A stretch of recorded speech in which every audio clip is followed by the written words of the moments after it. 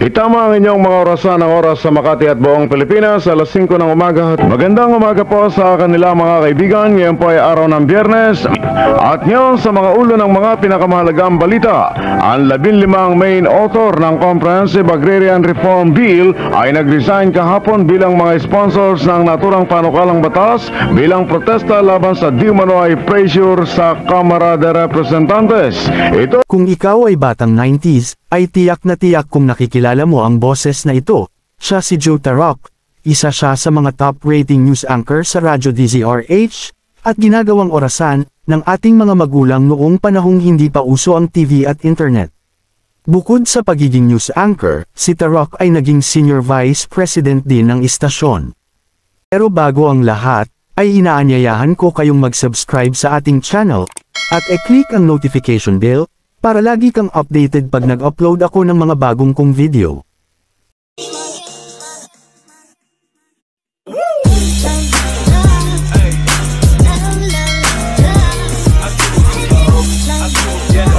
Pa rin si Joe Tarok sa Palatuntunan ng Bayan, Damdaming Bayan. Po tayo magpapaligoy-ligoy mga kaibigan sapagkat ngayong umaga panawin natin sa loob ng impilan si Presidential Son, Congressman Mikey Arroyo ng ikalawang distrito ng lalawigan ng Pampanga. Congressman Mikey, magandang umaga po.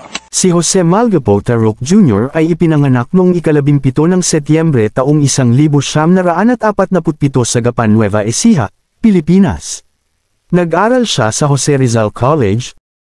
Mula sa panayam kay Mr. Joe Tarok na isinulat sa Pinoy Parazi, 50% ng bawas bayarin ay dahil nag-qualify siya sa Managing Editorial Board ng Jose Rizal College at sa pagiging salutatorian noong high school. At lahat ng pakiusap ay ginawa niya upang makarating sa Maynila, hanggang nasumpungan niyang natulog sa tabi ng estatwa ng kalabaw sa Rizal Park na kahit 5 ay wala siya. Nagtrabaho siya bilang tagalihan ng Muebles, at kumikita ng 1 peso and 50 centavos per day. Si Tarok ay nagkaroon ng 3 anak na lalaki at 1 anak na babae, kabilang ang dating eyewitness host at documentarian, One Balita Pilipinas news anchor, at Ride Radio TV at radio show host na si Jay Tarok. Isa rin si Tarok sa pioneer ng ABS-CBN DZAQ Radio Patrol, predecessor ng DZMM bago ang rehimeng martial law. Pagkatapos noong dekada 1980, lumipat si Tarok sa DWWW sa East 30 ng Canlaon Broadcasting System, DZMM ngayon, kung saan nakasama niya sila Tia Deli Magpayo, at Noli De Castro sa isang programa sa umaga. Nagtrabaho din siya sa DZBB Bisig Bayan, 594 kHz, na kalaunan ay binago bilang Super Radio, at nag-host ng mga programa kasama ang aktor, at komentarista na si Rod Navarro sa loob ng 4 na taon. Ilan sa kanyang mga programa ang Liberty in Action, Damdaming Bayan, at Daily Morning Newscast na Balitang Bayan, numero 1. Bukod sa radyo, nagtrabaho rin si Terek sa mga pelikula kasama si Philip Salvador noong 1980s.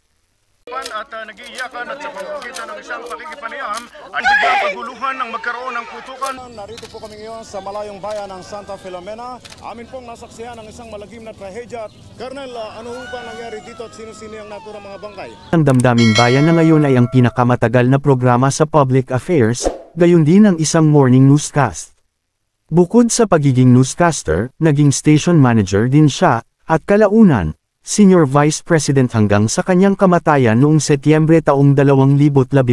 Kinapanayam ni Tarok ang mga tao tungkol sa politika, pati na rin ang mga naging presidente ng Republika ng Pilipinas. Isa din si Tarok sa top rating news anchor sa radyo. Mga kaibigan, sa bihirang pagkakataon, panauhin po natin ngayong umaga sa ating palatuntunan. Wala pong iba kundi ang kagalang-galang na Pangulo ng Republika ng Pilipinas, si Ang veteranong broadcaster sa radyo na si Joe Tarok ay pumanaw noong September 30, 2017 sa edad na 71 taong gulang. Si Tarok na gumugol ng higit 40 dekada sa ere, at kinilala bilang isang alamat sa mga mamamahayag at tagapagbalita sa bansa. Maraming salamat sa muling panunood. Hanggang sa dulo ng ating video mga ka-info, at ano nga ba ang masasabi ninyo, pinakatanyag na radio broadcaster ng mga nakalipas na dekada? Paki-share naman, sa comment section sa baba. Salamat sa panunood mga ka-info.